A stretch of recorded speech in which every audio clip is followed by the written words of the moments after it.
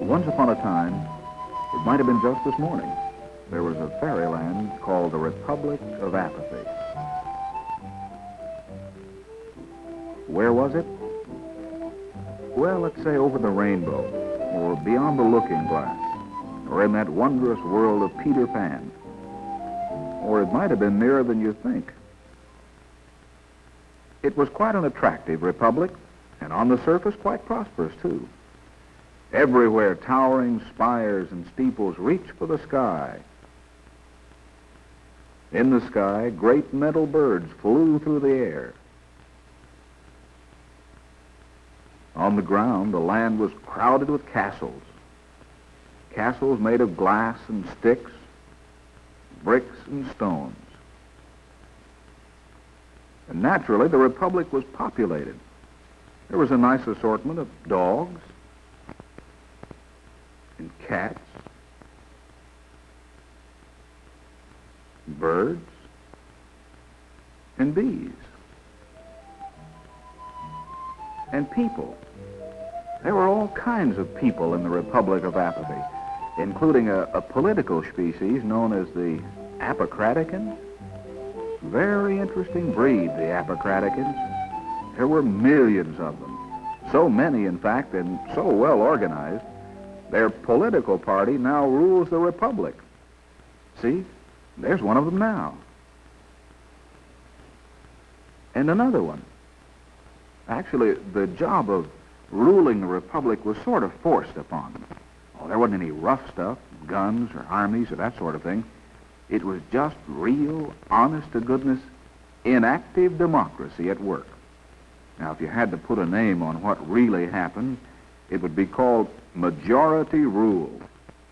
To understand how it happened, you should know that the Republic of Apathy was once called the United something or other. Anyway, there were two major political parties in the beginning, so the country got off to a pretty good democratic sort of start, complete with a constitution and declarations absolutely guaranteeing all the people all kinds of freedom.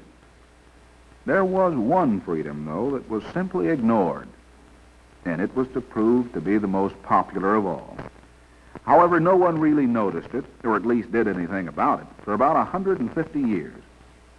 During that first century and a half, the two major political parties sort of took turns in running the country.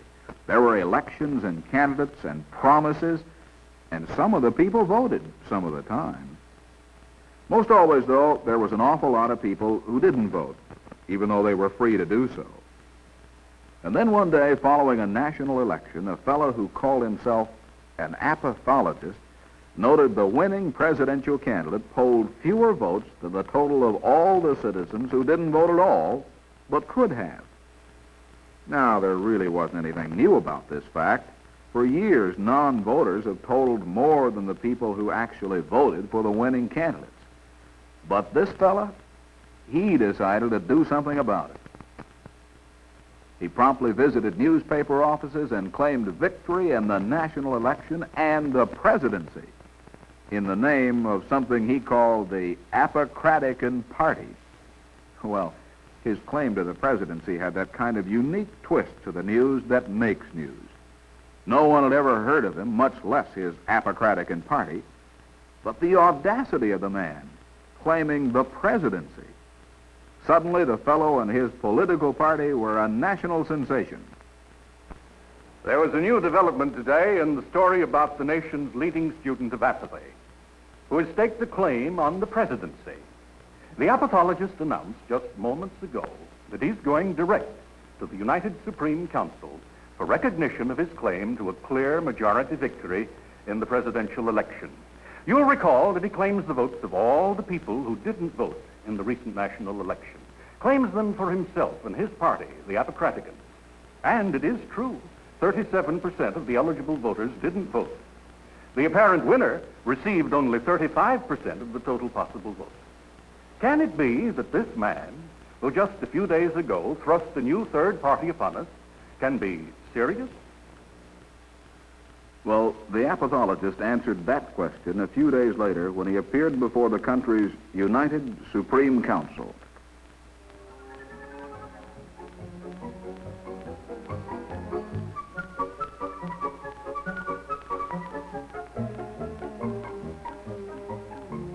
All justices being present, this general session of the United Supreme Council will now hear the cause of a man claiming the presidency of the Union.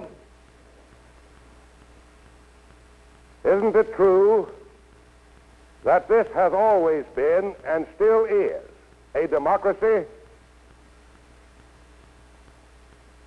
Isn't it true that in a democracy, the will of a majority of the people rules? If I show you, beyond any doubt, that the antiquated election laws of this nation have thwarted the true will of the people for almost 150 years, are you prepared to serve justice today? Having neatly established his basic premise, he proceeded to support his position with irrefutable statistics. Look at those figures on the presidential election 100 years ago. There were over 4 million non-voters then.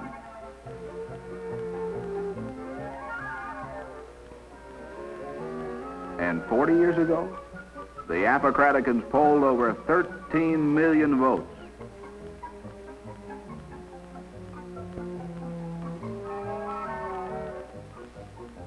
And there's the election of 20 years ago. Imagine, almost 28 million didn't vote.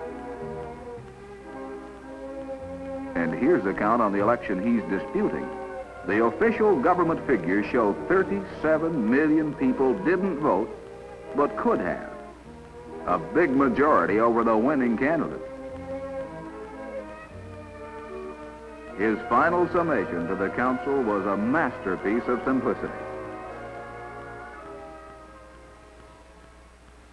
Honorable Justices of the United Supreme Council, I have shown you that the Apocratican Party has been the victor in every national election ever held in this nation. Yet, no Apocratican has ever held the high office of president. I submit this is a gross injustice and a travesty upon justice. Our Constitution says the majority shall rule. I say to you, the Apocratican Party is the majority in this nation. Therefore, an Apocratican should be president. I expect you to do your duty as you see it. In the face of the Apocraticans' facts, reasoning, and historical proof, the justices of the United Supreme Council had little choice. They made him president. The very first thing he did after becoming president was fill the legislative hall with his old cronies and make sure he would always be elected. Politicians, even Apocraticans, believe in making their party stronger whenever they can. He could, and he did. The principle of majority rule set a precedent that he applied to all elections, local as well as national. He then passed a law giving everyone a new freedom. This simply provided that all the people eligible to vote who didn't were automatically members of the Apocratican Party, and their non-vote would count for the Apocraticans. Quite naturally, this appealed to the people. Instead of going to the polls, they could now go fishing and have their vote counted. Or do anything they wanted, and not be bothered with precinct meetings or elections. Yet, and this was most important, they would still be recognized as good citizens because their vote would be counted for the party of their choice, the Apocratican Party. It was a very, very popular law. For the first time in the history of the country, every election tallied exactly with the number of all the people old enough to vote. Of course, not many people came to the polls and actually cast a ballot in person or anything like that. But it gave almost all the citizens a good feeling to read the results. Apocraticans win in 100% vote count.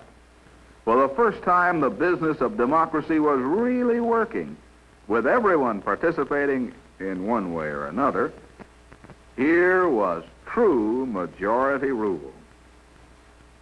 It was only natural now that some of the citizens would be opposed to this apathetic attitude toward voting. These energetic folks were perfectly free to voice their opposition. In fact, they could do most anything they could to encourage the people to attend precinct meetings, to vote in local elections, to take a real active interest in actually voting. After all, they had just as much right to actually cast a ballot in the historical fashion as the people had to stay home and have their vote counted for the Apocraticans. Work they did, but it didn't do much good. The same few came to party precinct meetings, but the idea of going to the polls just didn't sell very well. Never had, as a matter of fact. With local elections going on all the time, it wasn't long before the Apocraticans held all the political offices in the nation. It was then the apathologists decided to change the name of the Union to the Republic of Apathy. It somehow seemed more fitting. At the same time, he created a bureau to classify the people into their proper Apocratican categories. Because he was the number one Apocratican, he called himself the Great Unruffled. Please understand, the classification of all the people didn't just happen overnight. True, it was supposed to be one of those quickie programs governments start from time to time, but somehow it just didn't work out that way.